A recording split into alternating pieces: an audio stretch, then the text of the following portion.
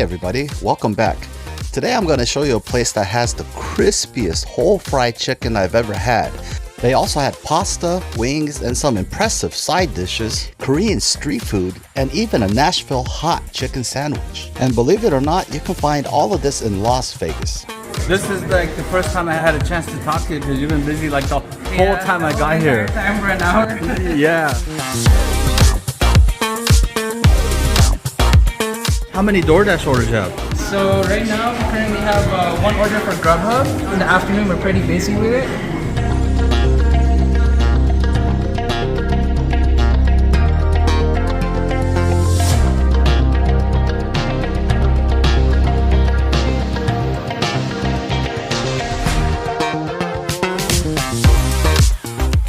So this place that I'm going to is actually a Korean fried chicken restaurant. It's located about 5 to 10 minutes west of the Strip in Chinatown. I passed by this place dozens of times. I actually tried to go in one time, but it was so packed I couldn't get in there. There is no light on the English title for the restaurant, so I'll put it up here, Jongro Chicken. This is a huge franchise in Korea and they expanded to a couple locations in the US. It's not a big restaurant, but it doesn't mean it's not popular. They are flooded with orders. So I started with the small appetizer. These are the handmade cheese balls. You get 3 of them for $6. For all prices, check the website. I'll leave a link in the description. These are filled with mozzarella cheese. The breading on the outside is not thick. It's very light and delicate. And it's just filled with that gooey mozzarella cheese, and on the top you have a sprinkle of, I believe it's white cheddar powder. Unlike the mozzarella sticks, these don't have a crispy outer shell. It's more like a donut or a light breading over a rice cake. It's very soft, and so you just bite into a pillowy soft texture all together and you just get straight to the mozzarella. I saw these on the menu and I decided these would be a perfect appetizer before I get into the other stuff that I was really interested in trying. You can see it coming in on the top of the screen. The next dish I got is an iconic street food in Korea. This is called tteokbokki. Actually, rosé tteokbokki. If you can't say it, you can still find it by the picture. This is a very popular street food. It's rice cake. And in this case had hot dogs in it as well as fish cakes, which don't really have any fish taste at all. It's more like a Vietnamese sausage. That's the closest thing I can think of. It comes in a rosé sauce. What is rosé sauce? It's like a creamier version of the gochujang sauce, which is a staple in the Korean cuisine. Gochujang sauce is an incredibly flavorful sauce and it is very popular in the Korean cuisine. Sometimes they refer to it as the magic sauce because it's a cure-all for any recipe. It has a slow building burn to it, although some of them might hit you harder if it's a spicier version. But there are different levels of spice. The rosé sauce is a little creamier version of the gochujang sauce, which is delightful. The rice cakes are very chewy, not mushy or soft, it's kind of firm. But here's what I came for. The traditional whole fried chicken. It goes for about $25 for the whole chicken. When I saw the picture on Yelp, I knew that I had to try this. Although they have so many other things, such as your traditional wings, I had to get the whole fried chicken and they have a number of sauces. You don't get all of this. You can add sauces for a little extra. I think it's about $1.20 per sauce. And it's also served with a traditional Korean radish. I'll get into that in a little bit.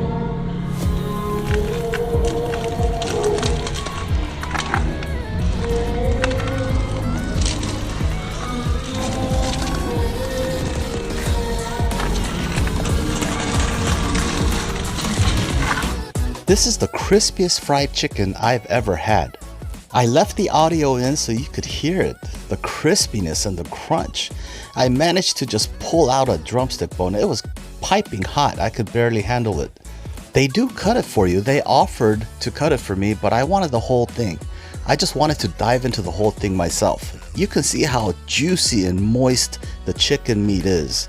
And added to the crispiness of the outer shell, along with the number of sauces that they had, this was an incredible meal. Now, Korean fried chicken isn't cheap. I would say it's on the more expensive end of fried chicken you can find. But these days, so many things are expensive, everything is expensive. But compared to some of the menus I was looking at for restaurants on the Strip, still cheaper. The restaurants on the strip are ridiculous now. A traditional Korean side dish for the fried chicken is the pickled radish. It's super light and crispy and super flavorful. It's not very sour, it's just a little tart and a little bit sweet. Super crunchy with incredible health benefits as well as aiding digestion. It's a great offset to the greasiness of the fried chicken or anything fried. The chicken itself was superb. Crispy outer layer, tender meats, and the sauce. There were some drier parts of the chicken. They kind of butterfly it to try to fry it more evenly. But nevertheless, some parts of the breast I would say was a little bit more dry than other parts of the chicken. But overall, if you like whole fried chicken like I do, you'll love this dish. You can also get fried chicken not as a whole, but just in pieces. They also have this half and half deal where you can get half of one flavor and half of another flavor. It's the same price, $25 I believe, for a half and half. And they also have traditional style wings. This is the buldak. Buldak is a very spicy Korean ramen. This particular flavor became popular worldwide ever since a video on YouTube went viral. From what the restaurant told me, it was their spiciest sauce, more spicier than their buffalo sauce. I didn't think it was quite that spicy, but I guess that's relative to each individual person and where your spice level's at. It's kind of a sweeter sauce, that's because of the gochujang base. The biggest difference between your classic buffalo wing and these is that there is no vinegar. I didn't get any vinegar, so this is not like your classic buffalo sauce. And even the buffalo wings here, I doubt that it would have the vinegary classic taste. Most of the spicy sauces will have a gochujang base, which is kind of a sweeter taste. Slightly sweet, with a spiciness that builds gradually. If you don't like spicy, you can go with the regular fried chicken or their snow cheddar, which is a sprinkle of a white cheddar powder. Very cheesy, had a good flavor to it. But whatever kind of chicken you decide to get, the fried chicken here was really impressive. Super moist and juicy. You can see the juices just glistening in the light. And their breading was all flavorful. They even had pasta. My favorite here is the meat pasta. I gotta admit, I was expecting this to be subpar, not as good. However, I was surprised because it was actually really good. The meat and the sauce had a really good flavor to it. The meat and the sauce were blended together very well with a mixture of spices that gave me that Italian pasta taste. And the pasta was al dente and cooked well. This is your chicken tenders. This reminds me exactly of Cane's, Raising Cane's chicken. The chicken tenders were exactly the same. The bread, it was like a slice of bread folded in half, but it worked. Had a really good garlic bread taste to it, and it gave me more options as well, because I opened it up and I put the pasta in there and made myself a little pasta sandwich. Whichever way you roll, this was still really impressive. I had the pasta and the chicken tenders. Everything here was good.